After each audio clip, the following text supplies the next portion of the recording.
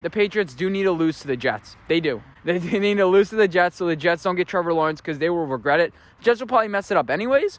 Hey guys, what's up? My name is Anthony. Welcome to another edition of VNA Sports Talk. And today, I was going to do another NFC East divisional recap, but I'm like, the Giants play tonight. I'm like, I'll do it tomorrow. But then I kind of want to do a thing now, let's take the status on each division. And this week, I want to do the AFC East. And so in the beginning of the year, I had the Buffalo Bills winning the division at 9-7. Then I had the Patriots going 8-8, the Dolphins 6-10, and the Jets 4-12. Now the reason why I had the Dolphins so not high and 6-10, I had them there because you know what? I thought that they'd start Tua a little bit earlier, and that would really hurt them. Now, we saw with the game, Tua threw for 100 yards. I don't have the exact stats. I'll probably put it up on the screen, but he didn't play great.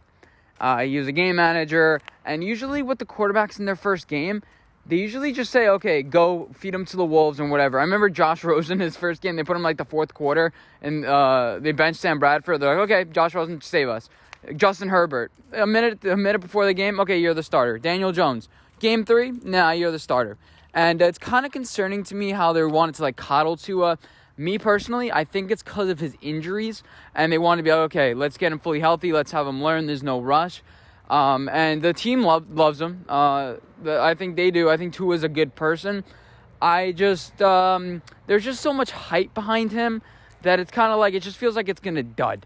And Colin Cowherd said it right. He's like, Tua, what's the model for his success?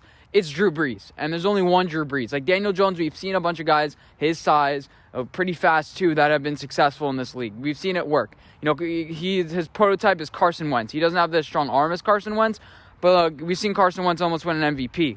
Drew Brees hasn't even won an MVP. He's done a lot of things. I guess it's hard to say, it's hard to win MVP in this league. But you guys know what I mean. Only one Super Bowl with that amazing offense. Drew Brees is a good quarterback.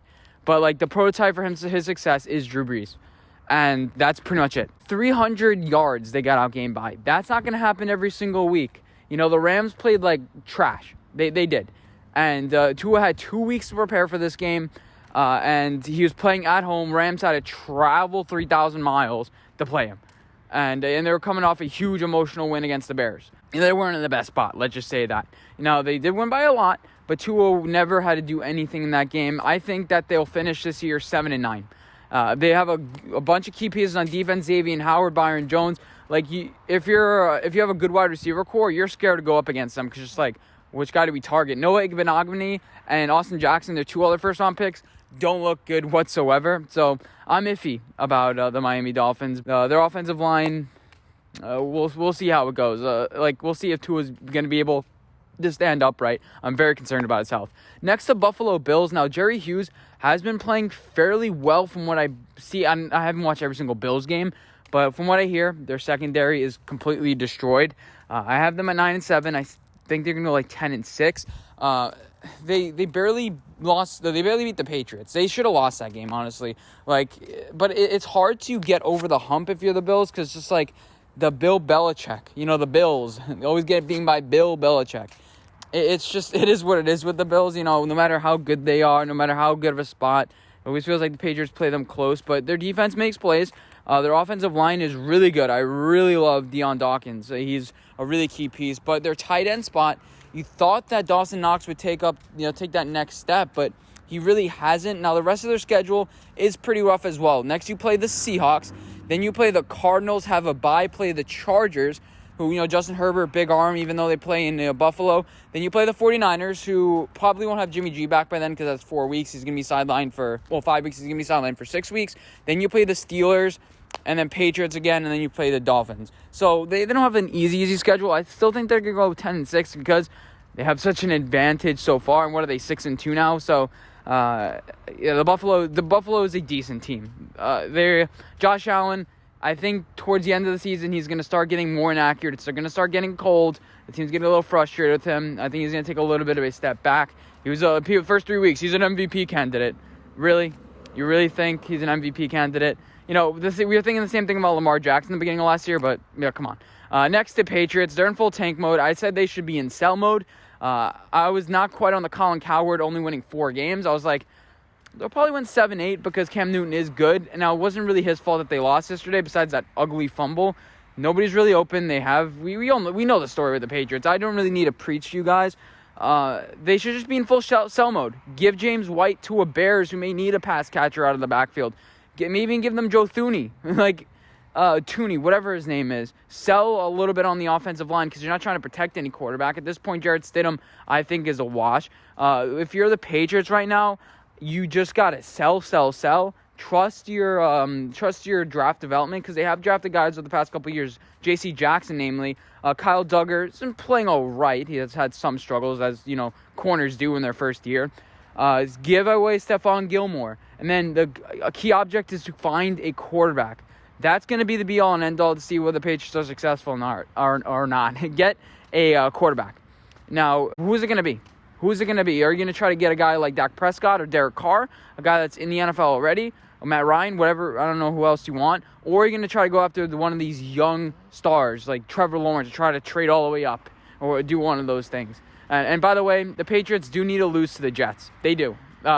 They need to lose to the Jets so the Jets don't get Trevor Lawrence because they will regret it. Jets will probably mess it up anyways, but, they need to lose to the Jets. That's the key thing for the rest of the season. The Patriots, they're in games, but we just see the talent depleted. Bill Belichick made the team way more competitive than a normal coach would, but you got to reset this franchise. Next, the Jets, they're already resetting. They traded away one of their linebackers, Avery Williamson, to the Steelers. Big day for him. We went from 0-8 to 7-0 real quick. And, they had some good talent last year. Take a look at C.J. Mosley, Le'Veon Bell, Jamal Adams, and you're like, whoa. Now this year they get Mekhi Becton. They did that and they made that decision right. Injuries is going to be a concern for him going on the stretch, but you see a little bit of a piece there. George Fant hasn't really been playing amazingly, but you still have Connor McGovern, who's a solid center, a solid veteran center. They're going to need a new quarterback, I think. They're going to try to get a new quarterback. Sam Darnold, you can get something for him. Probably a third. People are like, oh, you're going to get a first. No, usually with these things, you're only going to get like a third and, a little bit more. Le'Veon Bell, they got rid of Le'Veon Bell for nothing, and all of a sudden they're going to get like a first-round pick for Sam Darnold. I don't think so. As far as the rest of the roster, don't really know too much about it because there are not really that many great players. You thought Bradley McDougall could be somewhat decent. Marcus May looks pretty good. I think you keep him. I think he's a solid piece that you want to build around. You have a lot of draft picks at this point. The key thing is to hit on him. And we've seen with Joe Douglas, he's made some sneaky good draft picks. Now, I want to see the development of the guys that they have this year. I want to see the guy that they drafted out of California, their safety. I forget his name. I want to see the development of maybe even an edge rusher. They got rid of Steve McClendon. I want to see the development of Quinnen Williams. I want to see these guys. Well, he didn't draft Quinnen Williams. I want to see the development of these guys and how do they progress. I think Joe Douglas is a solid drafter. And if he can make whatever it is out of the mid-20s pick that Seattle's eventually going to get, and that number 1, 2, 3 overall pick, I trust him a little bit. And you got to turn around this franchise. I think Joe Douglas is the guy for that. I made videos about it. He's from Philadelphia. And Philadelphia, let me tell you, they draft pretty well. They're not amazing, but they know their shit there. And he's breed from there. But hope you guys enjoy this video. Let me know what you guys think. Obviously, I don't know. I just remembered his name, Ashton Davis. But I didn't even have to look that up. I'm proud of myself. But obviously, I don't know everything. I can't watch every single football game. But here's some of the general trends of the NFC East. I think that the Jets are going to go 2-14. I think they're going to eke out a couple games. Maybe one against the Patriots, like I mentioned. Book it in. But hope you guys enjoy this video. I'll see you guys in my next one. Bye, guys.